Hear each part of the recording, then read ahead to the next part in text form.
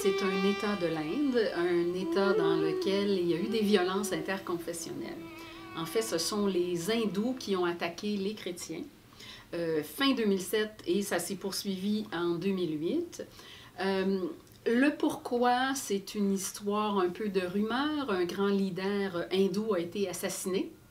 Et puis, la rumeur a circulé que c'est les chrétiens qui l'avaient assassiné. Alors, vous pouvez vous imaginer ce qui s'en est suivi. Il y a eu des morts, une centaine de morts, des centaines de maisons brûlées, saccagées, des églises également. En fait, les maisons, je pense même qu'on atteint le plus du millier. Et il faut dire que c'est un État où, enfin, la région où tout ça s'est passé en Orissa, tout l'État a été affecté, mais il y a une région particulière, ce ne sont pas des gens très riches. Donc, en plus d'avoir à subir la violence, bien, ils ont perdu le peu qu'ils avaient.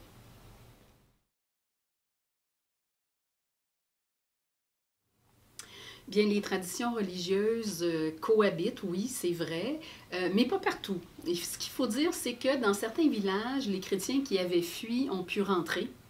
Et donc, on a recommencé à vivre ensemble, hindous et chrétiens.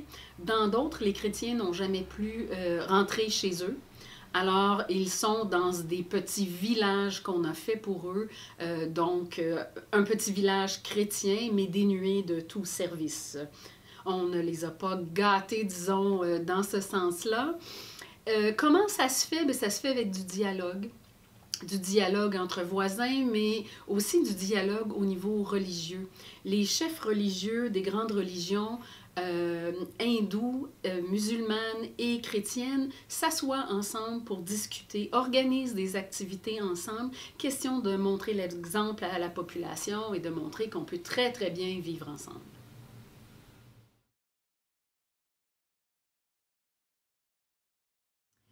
Les Dalits, on les appelle aussi les intouchables. Hein. Ils sont si impurs qu'on ne peut pas les toucher.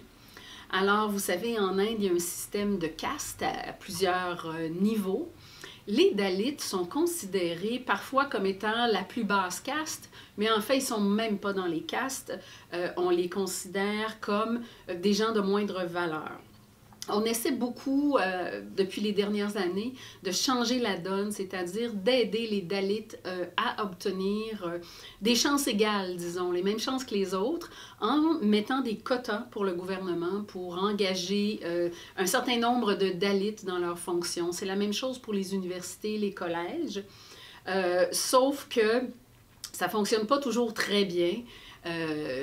C'est très ancré dans la vie même des hindous. Les castes, hein, c'est difficile de séparer les castes de la religion. Alors là, on leur demande de séparer ça, mais ça fonctionne plus ou moins bien. Et donc, les Dalits n'ont jamais les mêmes chances que les autres. Et on les retrouve souvent dans la pauvreté et à faire des petits métiers. Mais quand même, il y a des exceptions, il y a des Dalits qui réussissent bien dans la vie. C'est possible, mais c'est peut-être pas aussi facile pour eux.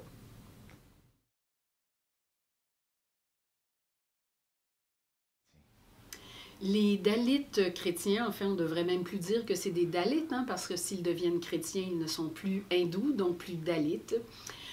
Mais on les considère toujours comme ça. C'est des gens qui sont très peu considérés dans la vie en général. Donc, le système de caste en Inde, c'est aboli officiellement depuis une cinquantaine d'années, mais c'est très, très présent dans certains milieux plus que d'autres, mais c'est toujours présent. Et le gouvernement a voulu aider un peu, le précédent gouvernement, pas le gouvernement actuel, a voulu aider en fixant des quotas.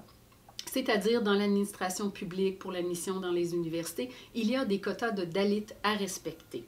Alors, ça n'a pas eu tout à fait l'effet escompté parce que les gens qui prennent les décisions, eux, ne sont peut-être pas très heureux de cette nouvelle façon de faire. Bien, les Dalits chrétiens, comme je l'explique, sont discriminés parce que Dalits, hein, ils sont traités comme étant le plus bas, la plus basse couche de la population, mais sont aussi discriminés parce qu'ils sont chrétiens. Alors, c'est très difficile d'envisager le futur des Dalits chrétiens.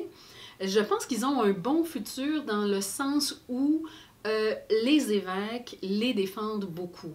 Les évêques ont pris fait et cause pour eux. D'ailleurs, plusieurs évêques sont eux-mêmes issus de la caste des Dalits.